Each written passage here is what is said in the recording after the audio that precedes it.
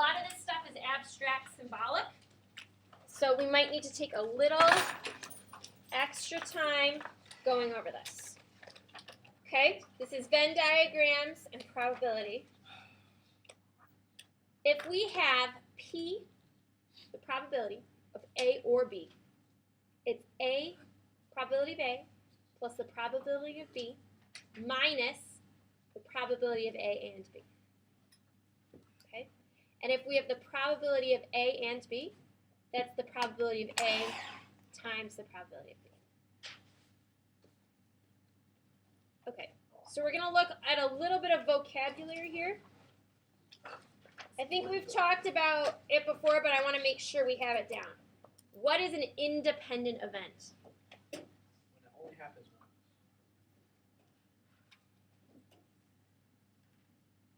So an independent event, we're going to put it a little bit more, is when two events are said to be independent.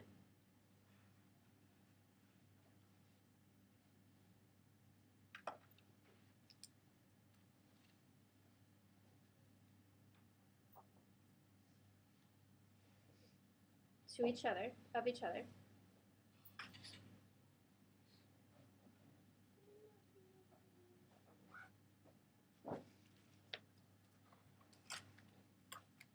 When two events are said to be independent of each other, what this means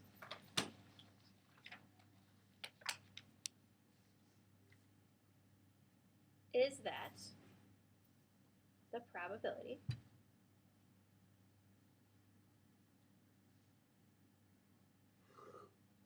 that one event occurs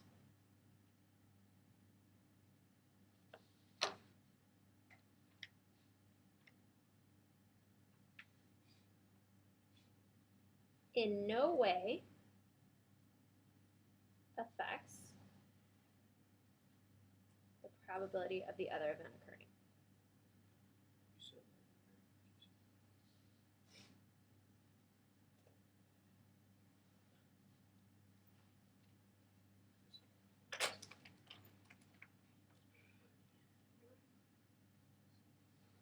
Okay, so an independent event is like, okay, if I roll a dice, each time I roll it, that's an independent event. The rolls don't depend on each other.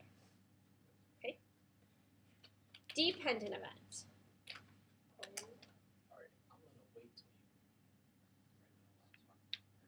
Okay.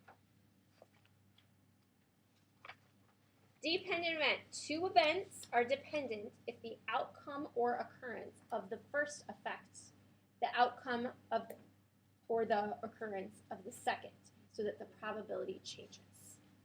Okay, a dependent event is two events.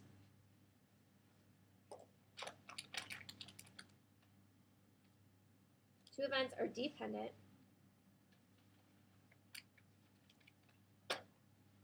if the outcome or occurrence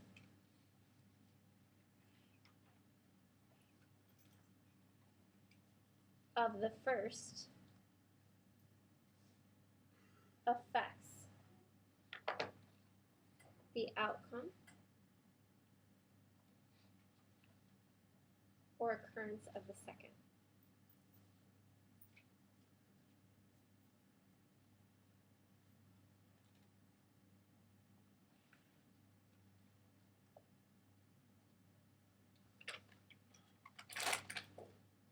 So that the probability is changed.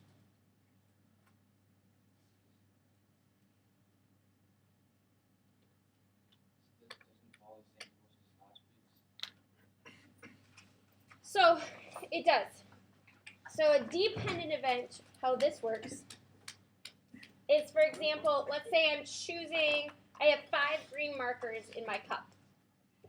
I'm choosing 1 green marker, so that's 5 out of 15. But when I choose my second green marker, that's what? 4 out of 14, right? If I had 5 first. Those are dependent events. They depend on each other. Okay. So now we're going to talk about mutually exclusive. Do you guys have this written down?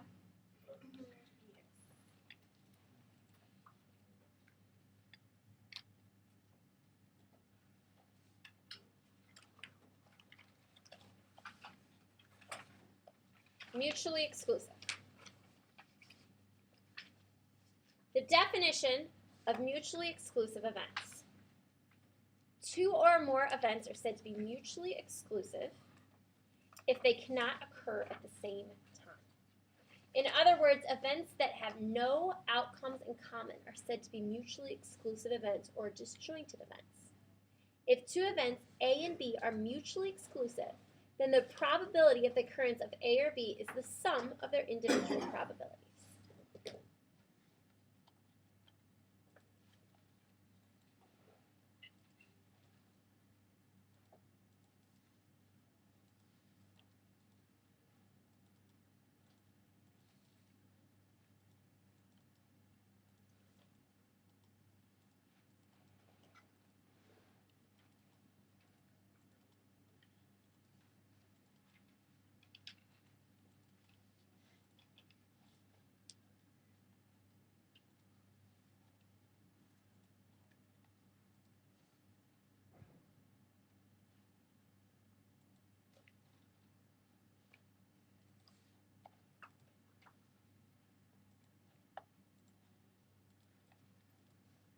Okay.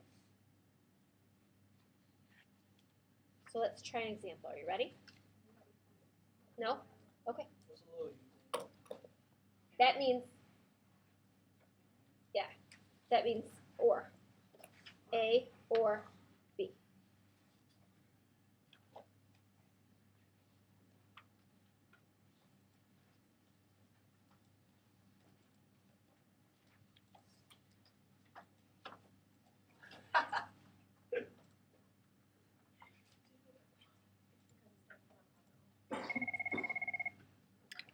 Ms. Murphy speaking. Ms. Murphy speaking.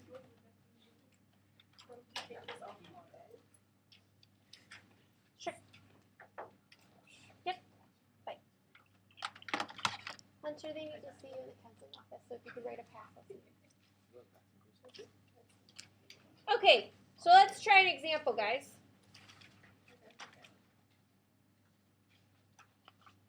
This is two events, A and B, are the only events in the sample space, and they are mutually exclusive. And the probability of A is 0.45.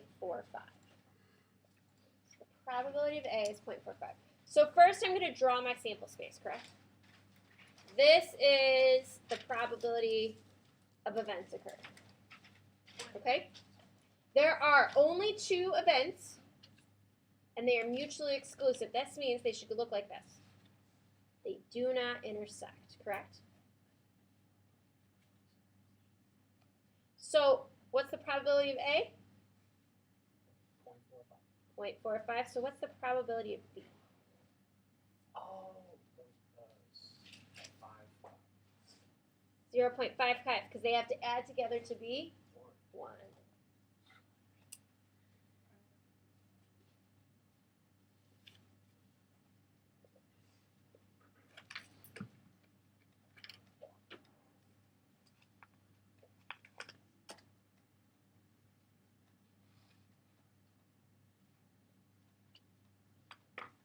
Okay, pretty straightforward, right?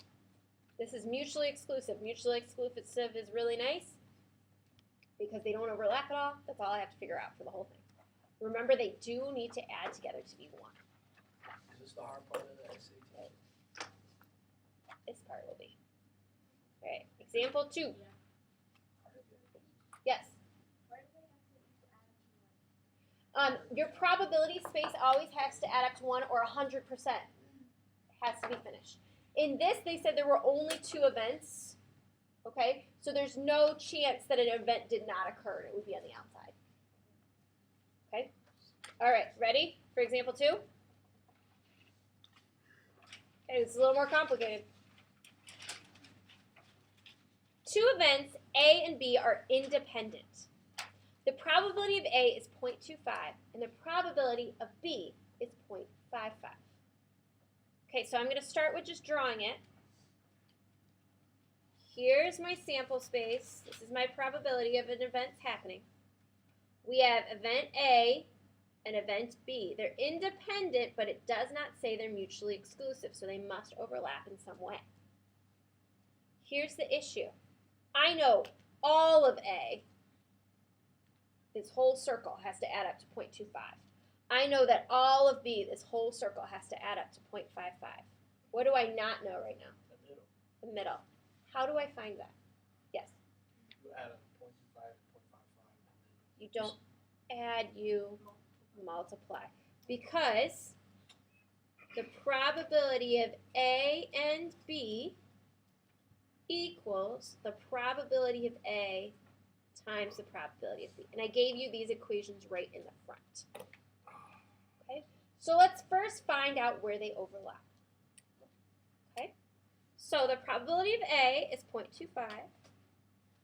The probability of B is 0.55. So the probability that where they overlap is, nobody's going to do it in their calculator? I'm just going to sit here. Yeah, well, you should have my calculator though.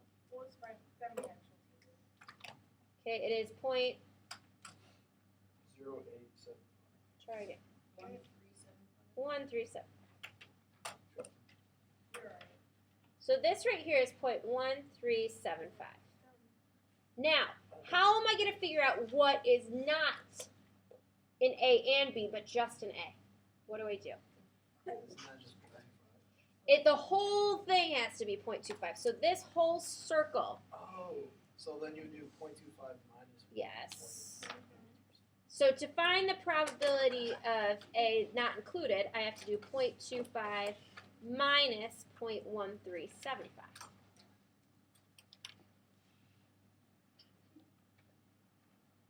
Or the probability of A minus the probability of A and B. We got to remember those symbols. And what do we get? 0.1125. Are they going to be on the quiz? Yes, that's why I'm going over them. Okay, how are we going to find the probability of B? So we take the probability of B minus the probability of A and B. So that Upside down U is and like an end. and 0.55 minus 0.1375 gives us. You have a calculator. Some numbers. 0.4125. Okay, last step. What do we need to do? We need to check that it adds up to 1, right? So we go 0.1125 plus 0.1375 plus 0.4125, and we get you guys can't see any of this. Nobody's going to say something? You're just going to let me go? Yeah. Okay. Yeah. 0.6625. whoa. And so we go 1 minus 0.6625, and we get, yes, I got lost. okay. I'm adding these three things up and subtracting it from 1 to see how much is left over. And now P. And that goes in the P, yeah.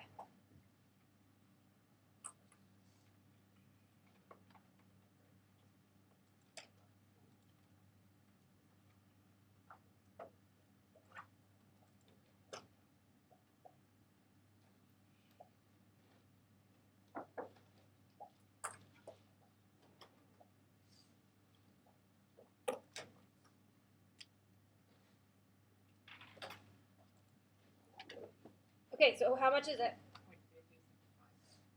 0.3375.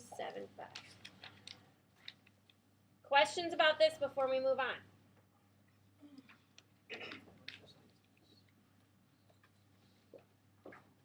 Okay, the next one's a little more complicated, so get ready. Ah.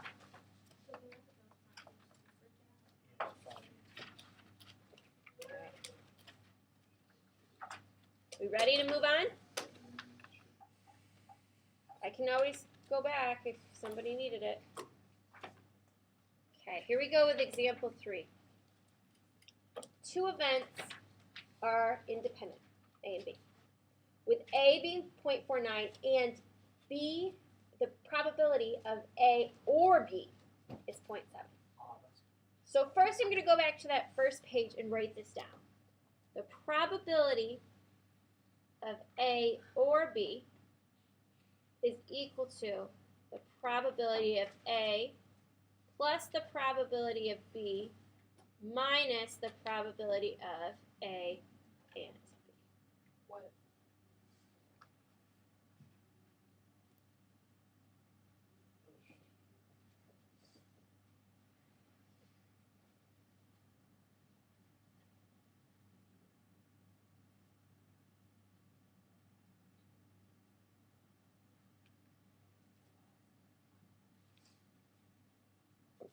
Okay. Now, we know the probability of A and B is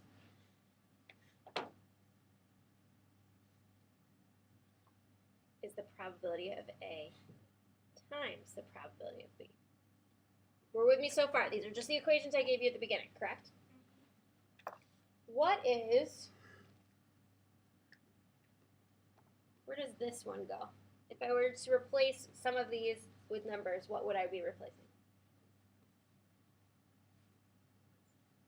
Can we start with the 0.49?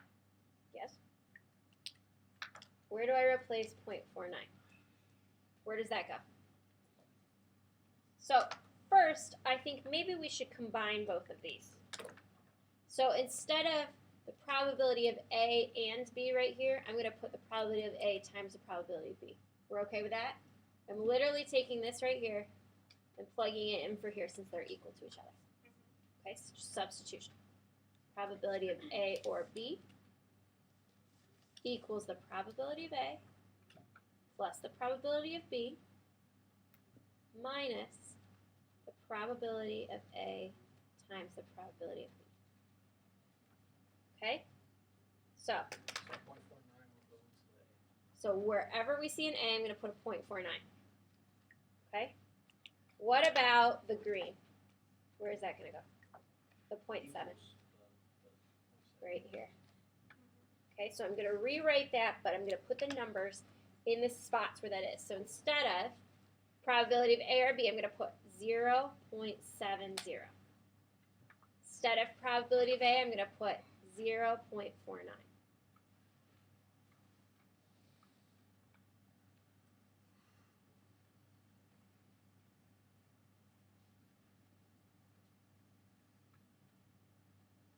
Anybody have any questions so far? On test, if we don't put it, if we put a 0, or if we just put 0.7. No, that's fine. What do I do next? What algebraically would make sense to get rid of? Let's get rid of 0.49. We just move it to the other side of the equal sign. Okay? And I'm left with 0.21 equals probability of B minus 0.49 times probability of B. Okay. Now I'm going to do some, I'm going to take out something. So I'm going to give you an algebraic example to use of what I'm going to do, because I think this is a little confusing. Okay, so here I have x minus xy. If I wanted to take out the x's, what would that look like? X times what gives me x? 1. I'm going to bring the minus down. X times what gives me xy? Okay, so I'm going to do the same thing here. I'm going to take out, for this whole thing right here, I'm going to take out the probability of B.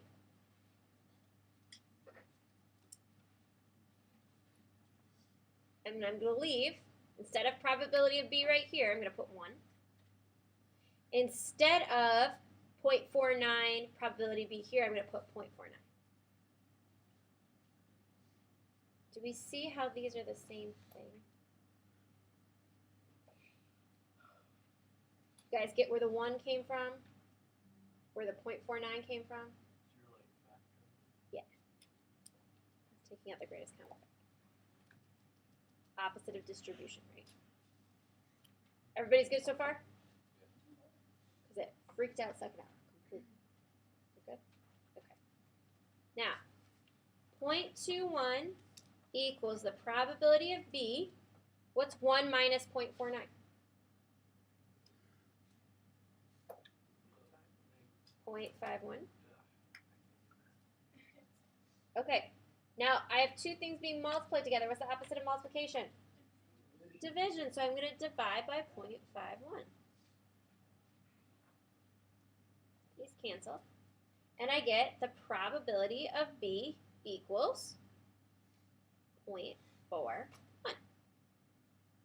So now I have the probability of A, the probability of B I just found, and I have the probability of A or B. What am I missing?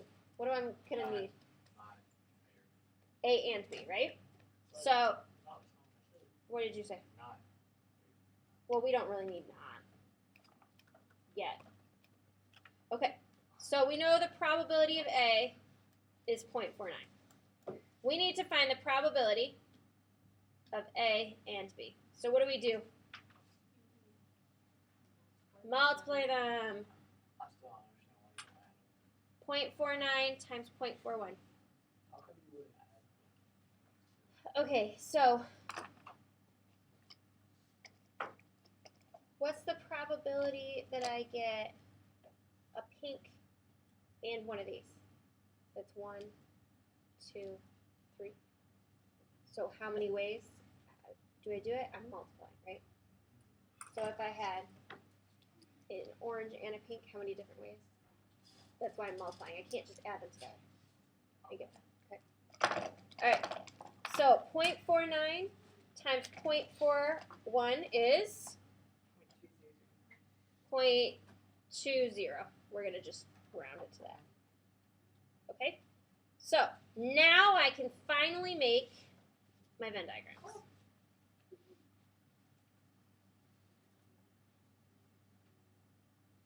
Okay, what goes right in the middle?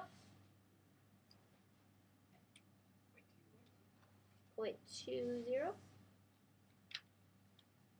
Okay, so what is A going to be?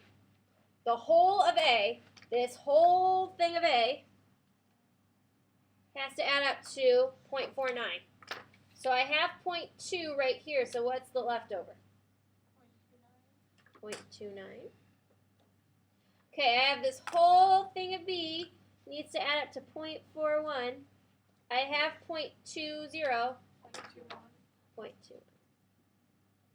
Okay, now the question of the day, what goes on the outside?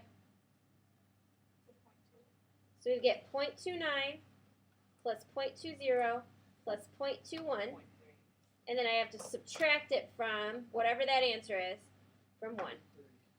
We get 0.3. How are we feeling? Yeah. That was the longest one. That's a lot of steps.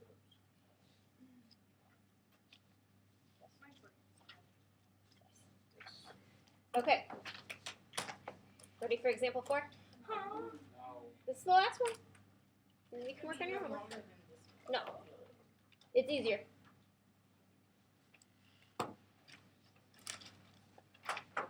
All right. Example 4. 2 events, A and B, are independent, with the probability of A being 0.45 and the probability of A and B being 0.12. Okay? So it says a happy word in there, right? It says and. So we know we're setting up our lovely independent probability A and B. Okay? I know 0.12 goes right here, which means what has to go over for the rest of A? So we have to go 0.12 plus x has to equal 0.45, so it is 0.33 approximately. Okay, how am I going to find B? Probability of A and B should equal what? Right, probability of A times probability of B. So we get 0.12 equals 0.45 times the probability of B. Right? Well, because that's A and B. It says it right here. Oh. Okay, so I just divide.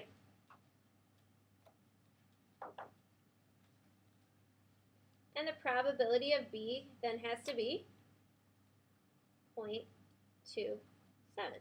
So this whole thing has to be 0.27, which means I have to take away what? I have to take 0.12. So 27 minus 0.12 gives me 0.15.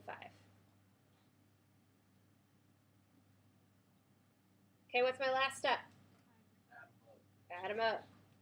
0.33 plus 0.12 plus 0.15, and then take it whatever that answer is and go 1 minus it, and I get 0.4.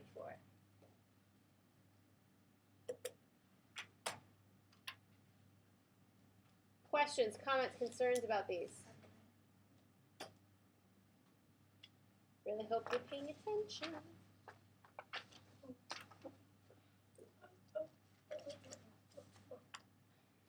All right, let's turn on the lights. We can begin to work on our homework.